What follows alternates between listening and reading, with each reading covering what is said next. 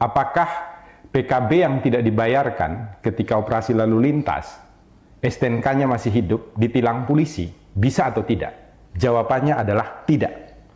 Kalau ada polisi lalu lintas yang melakukan penilangan, maka polisi lalu lintas itu bisa dilaporkan tindak pidana pasal 333 KUHP, merampas kemerdekaan seseorang, karena tidak ada dasar hukumnya.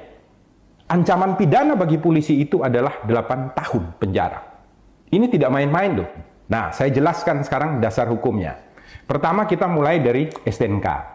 STNK ini selalu ada 2 lembar. Yang pertama ini disebut surat tanda nomor kendaraan bermotor. Berlakunya 5 tahun. Di belakangnya ada lampiran. Lampirannya ini adalah surat ketetapan kewajiban pembayaran PKB. Ini setiap 1 tahun sekali. Harus dibayarkan syarat untuk pembayaran pajak.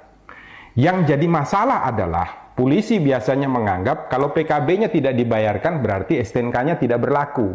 Ini adalah sebuah kekeliruan. Kenapa demikian? Dasar hukumnya begini, biasanya dipakai polisi adalah pasal 288 ayat 1 untuk melakukan penilangan ketika PKB-nya belum dibayarkan. Nah, 288 ayat 1 itu menyatakan setiap orang yang tidak mampu untuk menunjukkan surat tanda nomor kendaraan bermotor atau surat tanda coba kendaraan bermotor yang ditetapkan di dalam pasal 106 ayat 5 huruf A. Jadi penilangan terhadap pasal 288 ayat 1 didasarkan pada pelanggaran yang dilakukan dalam ketentuan pasal 106 ayat 5 huruf A.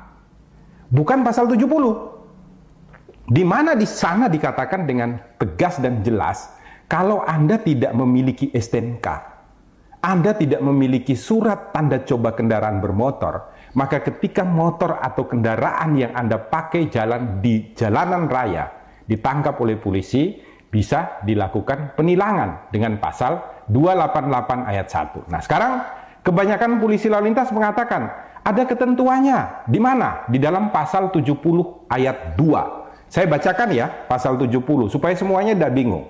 Pasal 70 ayat 2 mengatakan, surat tanda nomor kendaraan bermotor dan tanda nomor kendaraan bermotor berlaku selama 5 tahun. Garis bawahi dulu, berlaku selama 5 tahun. Koma, yang harus dimintakan pengesahannya setiap tahun. Garis bawahi ya, yang harus dimintakan pengesahannya setiap tahun.